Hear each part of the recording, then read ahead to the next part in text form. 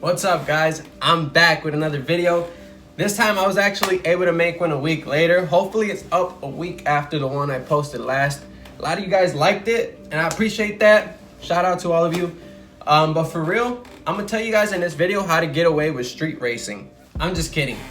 You can't really get away with street racing.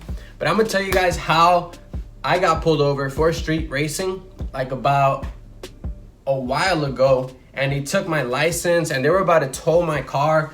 They were literally gonna ruin my life, but I got very lucky, so let's get into it. All right, so this is more of like a story time video, but I'm telling you guys, just listen. It's gonna be short. Don't click off yet. So what happened was I was coming back from a job interview. I don't know why every time I go for a job interview, anywhere I go, I either get pulled over or I get a ticket. It's fucking crazy. Excuse my French, because YouTube, man, please don't take my videos down. But for real, so I'm coming back from this job interview, right? I'm like flying. Next thing I know, a black Evo pulls up next to me, a Mitsubishi Evo. And it was like, it had to be daytime, like how it is right now. You see the light? A real nice day. It was warm out. It was like, the streets were empty. There was nobody out. And we're going down like one of these back roads. And it's not really like a back road. It's like a road behind a whole bunch of factories. And so there was no cars, only trucks, like those trailer trucks drive through those areas. So I'm fucking coming down that street, and I've never been on that side of the state. So I'm coming back on this road, real nice road, you know, no potholes. Yeah, so I'm having fun. And I had already been driving like an asshole for a while. So I'm coming back going like 50, 60, 70, and I'm flying. And I did know that the speed limit was 35, but I didn't really care. Maybe the guy in that black Evo is watching this video. And if you are, leave a comment down below, bro, because I swear to God, I want to know what happened with you. But yeah, so we're waiting at this light, and the guy rolls down his window, and he gives me that nod, you know? So I'm like, oh shit, we're about to race. Now, if his Evo wasn't like a Evo 10, it was like a stock Evo, and I knew that. It was just very custom from the outside.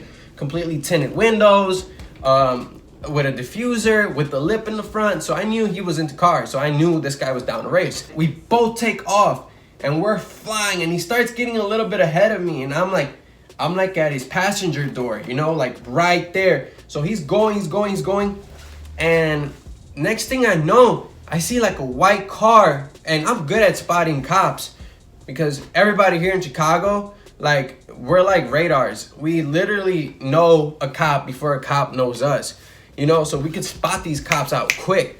So I knew what it was, and I looked down at my speedometer. I'm going 110. Now at that moment, I knew I was f***ed. You know, like that video, at that moment, you know, like that. I was like, God, like why would I do this right now? So we're both flying. I'm like pumping my brakes, you know, slowing down. And I remember I got down to like 80.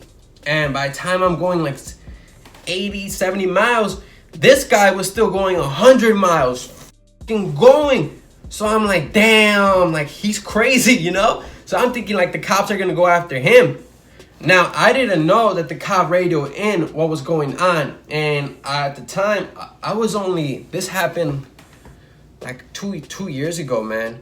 And at the time, I was still young, so I didn't really know too much. So when I'm flying, I realized that the cop did the U-turn already. He's coming down behind us with the lights, you know, with the sirens and everything. So what I tried to do, I was in the left lane, and the Evo was in the right lane.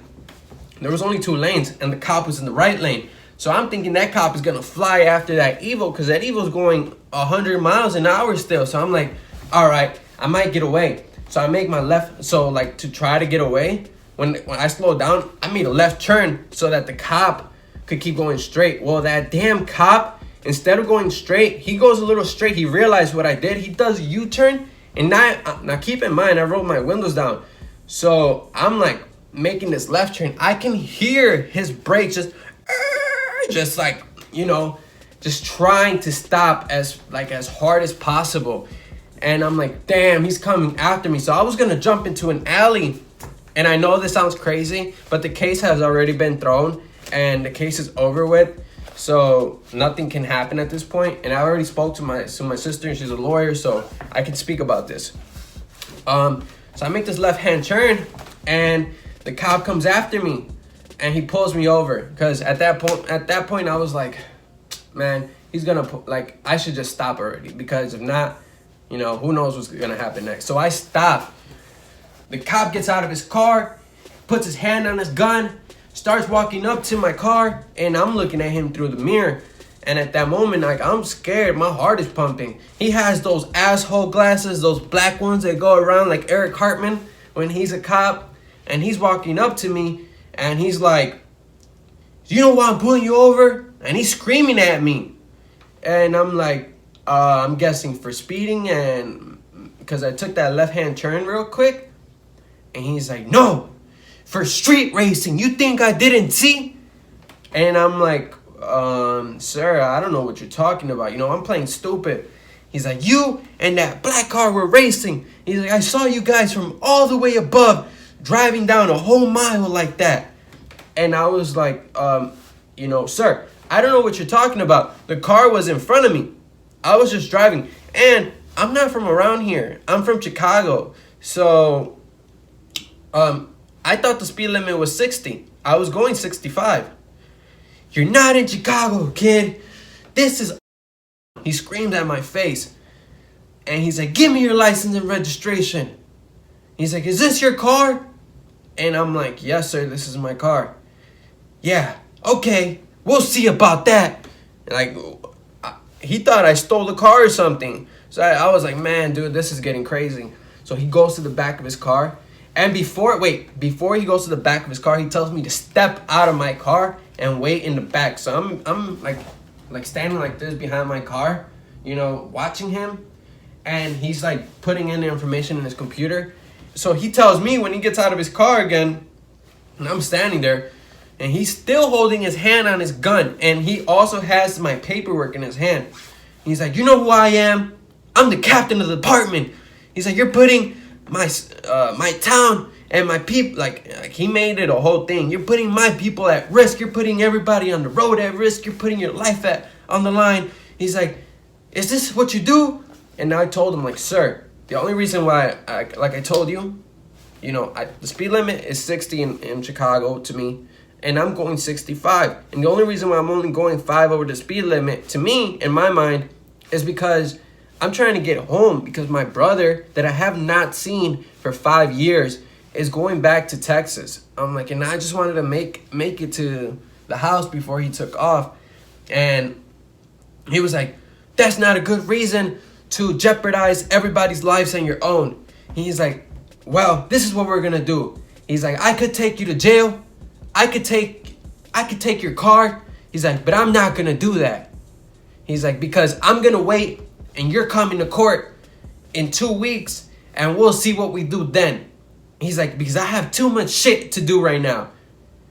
And I was like confused, you know? So I'm thinking like, oh shit, he's gonna let me go. So he gives me back this pink paper, and he's like, I'm taking your license, and you're gonna have to come back to court, and this paper will tell you when. So I go back in my car, and he gave me back my keys, because he actually had taken my keys. And get back in my car, and I was literally a block away from my girlfriend's house. So I called my girlfriend. I told her, like, yo, well, my ex-girlfriend. I told her, yo, this happened. Let me stop by and just, you know, I gotta relax. Thankfully, that cop let me go, man, because if not, he would have towed my car, and who knows where my car would have gone. He would have took me to jail. Who knows when I would have gotten out, you know? Like, god damn. I got very, very lucky, man. So yeah, I got to go. 2 weeks later, I actually ended up going to court. Now, this is a whole other story, because I had to go to court like 5 times, actually. They suspended my license. They had me coming back to court, missing days of work. Not only that, but they made mistakes. Like, they would set up court dates, and there wouldn't even be court that day. It was so weird. The way that they run their system over there is completely dumb. So eventually, I'll just give you guys a quick rundown. Eventually, after a whole year of me paying about $500 in fines, I fought the case so much that they dropped all the charges on me. They completely removed everything from my record that they had put on.